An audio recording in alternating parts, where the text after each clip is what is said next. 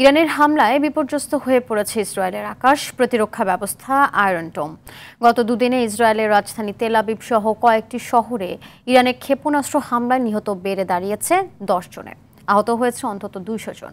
অন্যদিকে ইরানেও হামলা অব্যাহত রেখেছে ইসরায়েল। পরিস্থিতি নিয়ন্ত্রণে ইরানের সঙ্গে আলোচনায় বসতে উদ্যোগ নিয়েছে যুক্তরাজ্য, জার্মানি ও ফ্রান্স।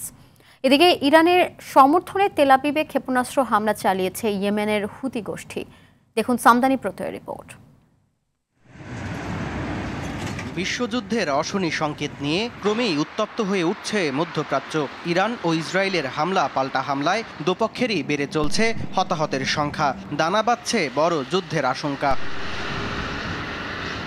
ইরানের মুহুর্মুহু ক্ষেপণাস্ত্র হামলায় বিপর্যস্ত হয়ে পড়েছে ইসরায়েলের অহংকার আয়রন ডোম। নেতানিয়াহুর এ সুরক্ষা বলয়কে বৃদ্ধাঙ্গুলি দেখিয়ে রোববার একের পর এক ক্ষেপণাস্ত্র আঘাত এনেছে হাইফা, তেল আবিব, তামরা সহ বেশ কয়েকটি ইসরায়েলি শহরে। এসব হামলায় 10 জন নিহতের দাবি তেল আবিবের। তবে প্রকৃত হতাহতের সংখ্যা আরও অনেক বেশি হওয়ার আশঙ্কা করছে আল জাজিরা। ইরানেও হামলা অব্যাহত রেখেছে ইসরায়েল। ইরানের প্রতিরক্ষা মন্ত্রণালয়ের সদর দপ্তরে শনিবার ড্রোন হামলা করে ইসরায়েল।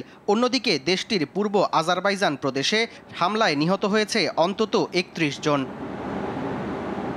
ইসরায়েল হামলা বন্ধ করলে ইরানও হামলা থামাবে বলে ঘোষণা দিয়েছেন দেশটির পররাষ্ট্রমন্ত্রী আব্বাস আরাকচি। রোববার এক সংবাদ সম্মেলনে এ ঘোষণা দেন তিনি।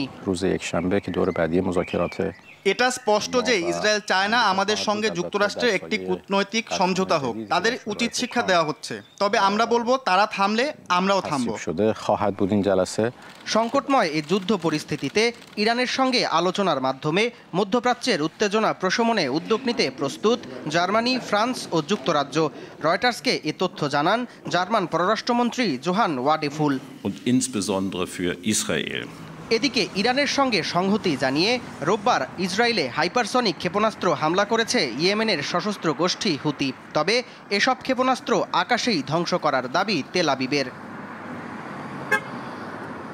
সামদানি প্রত্যয়, RTV।